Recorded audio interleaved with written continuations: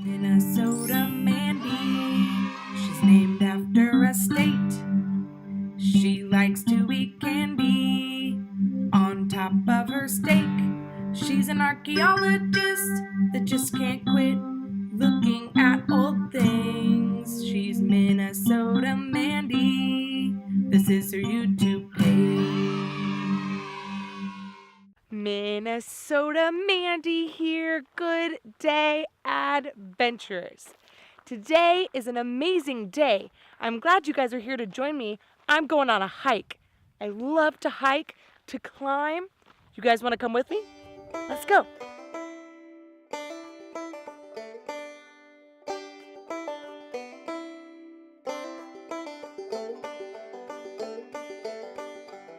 Look, I found one of my favorite trees on our hike. It's called the manzanita bush, but I like to call it a peely tree because it peels. Take a look at this.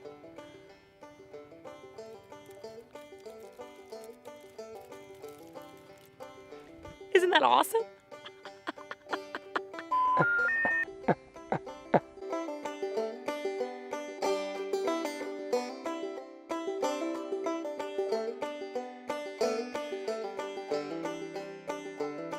You know what else I love about nature and going on a hike?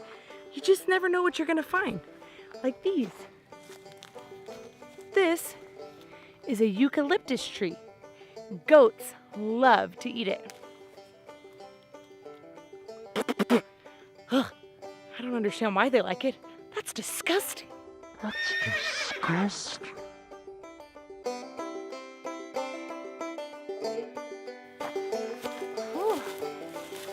Finally made it to the top.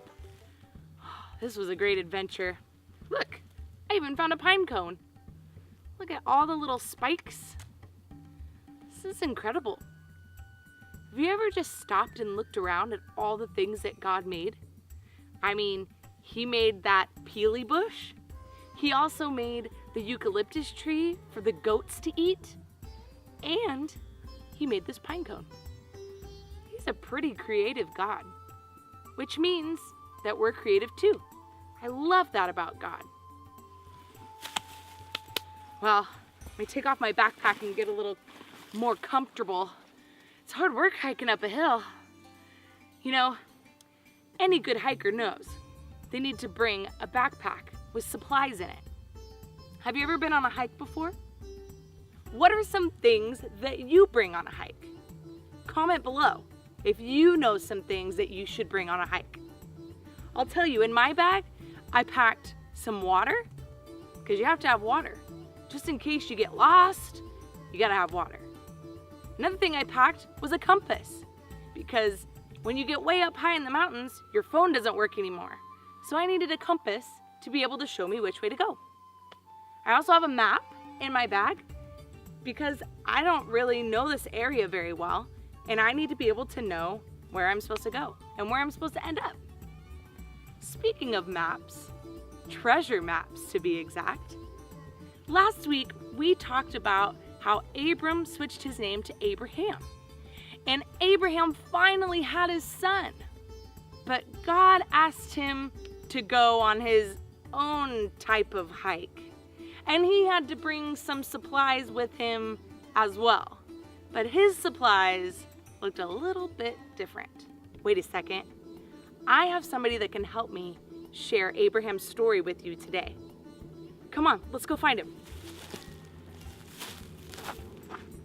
Okay, in Abraham's story, it first started when his name wasn't actually Abraham. It was Abram, remember? And the first time God tells him that he's going to become a father, he's 75 years old. That's pretty old. Too old to have a baby. But God makes him wait even longer.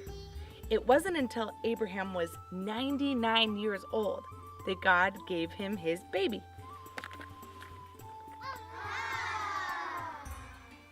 Abraham named his baby Isaac, but Isaac didn't stay a baby forever. Isaac grew up. He got bigger. This is Shiloh. Shiloh today is going to help us tell the story of Isaac and his father, Abraham. I will be playing the part of Abraham. Would you guys like to learn this story? It's a pretty good one. Let's do it. One day, God and Abraham were talking. You remember what that's called? It's called prayer. Abraham and God were talking to each other, and God told Abraham that he needed to surrender his son, Isaac. He needed to give his son back to God. Now, to some of us, that would seem kind of sad. But Abraham was a man of faith. He trusted God with all of his heart. So Abraham said, Son, Isaac, it's time to go for a hike. We need to gather all of our supplies. First, we need some wood, but you're gonna hold it because my arms are not buff like yours. Okay, here's some wood, son. Let's go this way.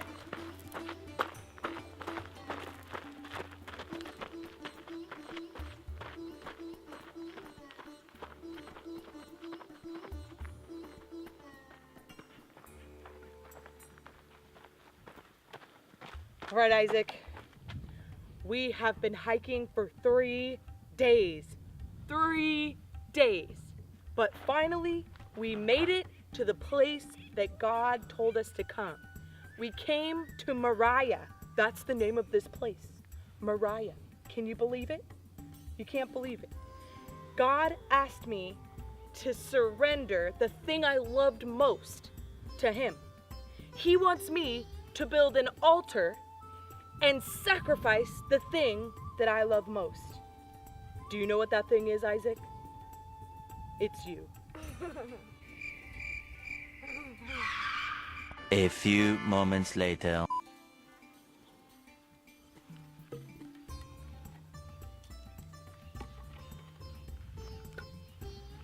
Now, we need to light it on fire. Do you have anything to light this on fire? No? That's it. We gotta go back down the mountain. No, just kidding. This would have seemed really scary probably for Isaac. Why would God ask Abraham to sacrifice his son? Here's the thing. Like I said, Abraham was a man of faith. When his son Isaac asked him while they were hiking up the mountain, he said, Dad, where is the sacrifice that we're supposed to give? Abraham said, God will provide the sacrifice, knowing that Isaac was going to be the one. See, Abraham knew that God would come through for him. He knew that God would not actually take his son from him. But even if God was going to, he loved God more than anything in the whole world. Okay, Isaac, it's time for you to sit on the altar. Sit down, my son. Thank you. Then, what happened next? Abraham went to finally sacrifice his son. But right when he was about to do it, God stopped him. A voice came from the heaven and he said, Stop, Abraham.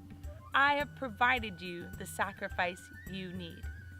And when Isaac and Abraham looked to the right and they looked to the left, they found that there was a goat.